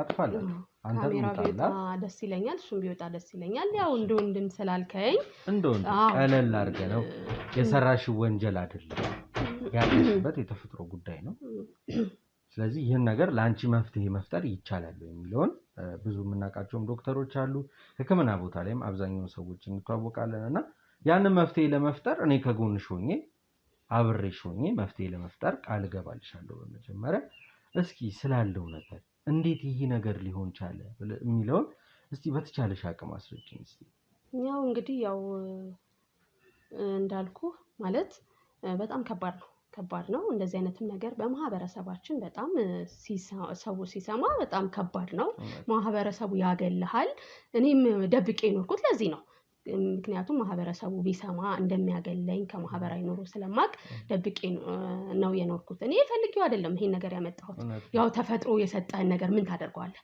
ተፈጥሮ ነው ተፈጥሮ ስለሰጠኝ እርግጥ ያው ህክምና አልሄድኩም ምንድነው ህክምና ያልሄድኩበት ምክንያት በቃ ተሳቅቄ እንዴት ብዬ ነው ምን ብዬ ነው ይሄን ነገር ለሐኪሞች የምነግረው በቃ የቅርብ ሰዎች እንኳን እንደዚህ አይነት ነገር አያውቁም እና ያው እኔና ባለቤቴ ነን ይሄን ነገር የምናውቀው። እሱንም አትናገር እምለው ጫና መማረግበት አሁን ሰዎች ቢሰሙ ሐኪም ቤትም ቢሄድ ያው መቼም አንዳንድ ጊዜ ይሰማል ወሬ በተለያየ ቦታ አይደል ሰዎች እንዳያገሉኝ ብዬም እሱን በጣም በቃ እንዳትናገር ብዬ ጫና ማደርግበት ለዚህ ነው። ምክንያቱም እኔ በቃ በጣም ማለት አዝኜ ነው የምኖረው። በጣም ብዙ ነገሮችን ተሸክሜ ነው የምኖረው። እንደምነግር እንዳይመስልሽ ምስኪን ብታዩ በጣም ተጎድቷል እና ከባድ ነው ማለት ሁኔታው ከባድ ነው። ፈልገው የምታመጣው ነገር አይደለም። ሰዎች በቃ ሄደ ደግሞ ሕክምናን ብታደርግ ለሰዎችም ብታማክር የቅርብ ሰው እንኳን ብታማክረው ያ ነገር ይሰፋል። ሰዎች ከማህበራዊ ኑሮ ያገሉሃል በቃ ያገሉኛል ብዬ ስለማስብ እሱን እኔና ባለቤቴ በቃ አትናገር ለሰው ይሄ ድብቅ ነው። ምክንያቱም በማህበረሰባችን እንደዚህ አይነት ነገር ከባድ ነው። የሌላም ነገር ብለው ነው የሚያምኑት እና በጣም ውስጤ እያዘነ እያለቀሱ አንዳንዴ ተደብቄ ማለቅሳለሁ፣ አዝናለሁ። ምክንያቱም ለሰው የምታወራው ነገር አይደለም። ለሰው አውርታው መፍትሄ አገኛለሁ የምትለው ነገር አይደለም። እንዲህ አይነት ነገር አይወራም። በቃ ለዚህ ነው ባለቤቴንም እንዳትናገር ለሰው ብዬ ጫና እንጂ እኔ መታከም ሳልፈልግ ሕክምና ካለው ደስ ይለኛል ብታከም። ግን እንዳልኩ በቃ ለማንም አላወራም። እንኳን ሐኪም ቤት በጣም ስለሚያስፈራ ሰዎች ቢሰሙ ደግሞ ያገሉኛል ብዬ ስለማስብ ለማንም እስካሁን ነገር ለማንም አልተናገርኩም። እንዴት ነው ቤተሰቦችሽ ተፈጥሮ ነው ብለሽኛል እና ቤተሰቦችሽ በምን አይነት ሁኔታ ይሄን ነገር ካወቁ በኋላ እንዴት በምን አይነት ሁኔታ ላይ ያሳድጉሽ ቻሉ? ቤተሰቦቼ የሚገርም በጣም እናቴ ያው አሁን በልጅነቴ ስለሞቱ ነው ሁለቱም እናቴም አባቴም እና በጣም በቃ እርግማን ነው ይላሉ ቤተሰቦቼ። እርግማን ነው ያው ልጅ ሆኜ ነው ያንን የምሰማው ድምጽምታ እርግማን ነው በቃ ተረግመን ነው እንጂ እንደዚህ አይነት ልጅ ወለድ ነው ምናምን ብለው በጣም እንትን ይላሉ። ያው ወደ ሕክምና ወደ ምንም አይወስዱኝም። ምክንያቱም በቃ እርግማን ነው ብለው ነው የሚያምኑት። እርግማን ብቻ ሳይሆን ያው ይሳቀቃሉ፣ ያስፈራል። ማለት ከመቶ አንድ ሰው ላይ ይሄ ነገር ሊፈጠር ይችላል እንደኔ ሐሳብ እና ፈርተው ነው ይሄን ነገር ያደረጉት። ቤተሰቦች ህይወታቸው ካለፉ በኋላ ባለቤትሽ ብቻ ነው ይሄን ነገር ያወቀው ነው እያልሽኝ ያለሽው? በቃ ቤተሰቦች ህይወታቸው ካለፈ በኋላ ይህም ልጅ ሆኜ ስለሞቱ በቃ ባለቤቴ ብቻ ነው ነገር ያውቃል። እኔና እሱ ነን። የቅርብ ሰዎች እንኳን አያውቁም። የሚገርም አንድ ወንድምም አለኝ እሱ እንኳን አያውቅም። በቃ አያውቅም። እና እኔ ያለሁበትን እኔ ብቻ ነኝ የማውቀው። በጣም ተጎድቼ ነው ያለሁት። ባለቤቴ ላይም ጫና የማደርገው በቃ የውስጤ ጭንቀት ነው። ገብቶሃል? የውስጤ ጭንቀት ነው። ሄጄ ሕክምና እንዳልታከምም እንዳልኩ ነው። በቃ ሰዎች ያገሉኛል ብዬ ስለማስብ ሕክምናም እስከዛሬ አልሄድኩም። እንዳላችሁት ግን አንተ መተህ የእውነታውን እንደ ወንድም ቀርበኸኝ ስለጠየከኝ ነግሬሃለሁ። ስለ እውነት ነው የምልህ። ዛሬ ገና ነው እውነቱን የነገርኩህ። እኔ ለማንም አውርቼ አላውቅም። በጣም ከባድ ነው ይሄ። ምን ይወራል?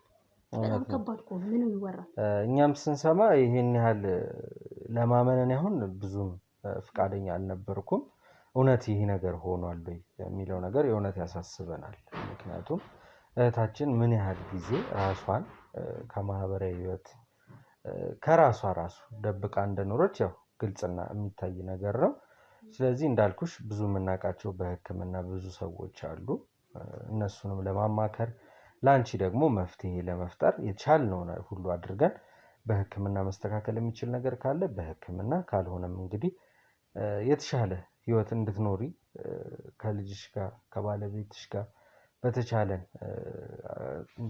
በተቻለን አቅም የቻልነውን አድርገን ይህንን ነገር ለመፍታት እንሞክራለን። ምክንያቱም ይህ ነገር ወንጀል አይደለም፣ ፈልገሽ ያመጣሽው ነገር አይደለም፣ ተፈጥሮ ጉዳይ ነው። ይህ ነገር የተፈጠረበት ነገር ያው ባለቤትሽም እንዳልኩሽ ከኔ ጋር የተወሰነ ቆይታ አድርገን ነበር። ሕክምና ቦታ ወስደነዋል። እሱም የሚድንበትን ነገር እናመቻቻለን። አንቺ ደግሞ አንገትሽን የደፋሽበትን ቀና ብለሽ የምትሄጂበትን ጊዜ ቅርብ ለማድረግ ቃል እገባልሻለሁ። ብዙ የሚያስፈራ ነገር የለውም። ምክንያቱም ሰው ነን። ሰዎች ሆነን ስንኖር ደግሞ ብዙ ነገሮች በህይወት ያጋጥማሉ። የአሁን ያንቺ ነገር ለየት ያለ የከፋ መስሎች ተጨነቅሽ እንጂ ከዚህም የባሱ ብዙ የተፈጠሩ ነገሮች አሉ። ውድ ቤተሰቦቻችን ጋር ብዙ የምንማከርባቸው ተመልካቾቻችን ሀሳብ የሚሰጡባቸው አብዛኛው ታሪኮች አሉና እህቴ ብዙ አትሳቀቂ። እንዳልኩሽ ከነገ ጀምሮ ሕክምና ብዙ ሰዎች ጋር እኔ ግንኙነት አድርጋለሁ፣ አወራለሁ። ኮሚኒኬት አድርገን መፍትሄ ለመፍጠር እንሞክራለን። አንቺም ደግሞ ሳትሳቀቂ እንዳልኩሽ ወተሽ የምትገቢበትን ነገር ለማስተካከል ቃል እገባልሻለሁ። ነገ እንገናኛለን ማለት ነው። አዎ እመጣለሁ፣ ቤትሽ እመጣለሁ። ባለቤትሽም ታክሞ ወደ ቤት ነው የሚመለሰው። እባክሽን በዚሁ አጋጣሚ እንግዲህ ወዶ አይደለም ይሄን ያደረገውና ለኔ እስቲ ያው ይሄ ጸባችሁን ጭቅጭቁን ትተሽው በፍቅር ወደ መፍትሄው እንድንገባ ነው የፈለኩት። ምትዩ መስጠት የምትፈልጊው አስተያየት ካለን በዚሁ አጋጣሚ ድሉ ልስጥሽ። በጣም አመሰግናለሁ እውነት ስለመጣህና ችግሬን እንደዚህ ቀለል አለ አላንተ ሰው በጣም ቀለል ያንን ነው ያልኩሽ። ቀለል ብሎኛል። እንዳልከውም ያው በህክምናውም እንደምትረዳኝ ቃል ገብተህልኛል። ደስ ይለኛል፣ ደስተኛ ነኝ። ማለት በቃ ከዚህ በኋላ ያለውን ህይወታችንን እኔም ባለቤቴም ተስማምተን ልጃችንን ብናሳድግ ደስ ይለኛል። ስለመጣ ስለጠየከኝ በቃ ሀሳቤ በጣም ቀሎኛል። አሁን ለካ ለሰው ስታወራው ይቀላል። ትልቅ ሸክም ነው የቀለለልኝ። ስለመጣ በጣም አመሰግናለሁ። ችግር የለም። እኔም አምነሽኝ የራስሽን ገመናሽን ለሰው አይደለም ለራስ ደግሞ የማይነገር ታሪክሽን እሺ ብለሽ ጊዜሽን ወስደሽ ስለሰጠሽኝ አመሰግናለሁ ማለት ነው የምፈልገው። ተመልካችም አለን። ተመልካቾቻችንም እንግዲህ የራሳቸውን ሀሳብ አስተያየት ይሰጡሻል።